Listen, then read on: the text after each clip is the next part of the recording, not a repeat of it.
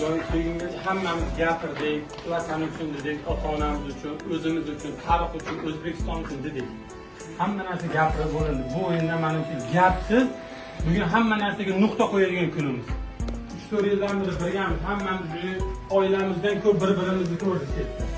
Davay oilaligimizni bugun ham ko'rsataylik. O'zbekistonda necha million aholi bizdan kutib o'tirib, 90 ni tugagandan keyin biz menimcha boshimizni yerga qaratib o'tirishimiz. Bizlar O'zbekistondagi hamma o'zbeklar bugun bayram bo'lishi kerak. Bugun bu qonun kun bo'lib qoladi biz uchun. Hamma miyasiga sig'dirsin. Bugun bu kun tarixda qoladigan kun bizim uchun. Faqat kulishga. Bizda bitta o'yin bor. Qatar bilan o'yin kerak emas degan. Bugun hal qilamiz hamma narsani. Davay, hamma birga bo'lsak, bular bizdan kuchli emas hech qaysi. Olsin Braziliyadan, Portugaliyadan, boshqa joydan hammasi grajdan olsin.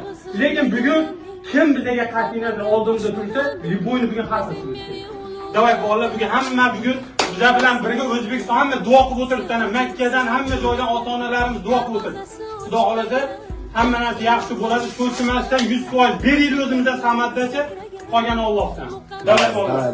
Tarix bilasizlar, biz bobolarimiz kimlar bo'lgan. Hech qachon esdan chiqarmasin mana.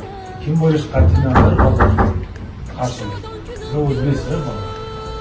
G'urur bilan maydonga chiqib kurashamiz. Shundan tarixni bugun yaratdik. Va omad tilayman.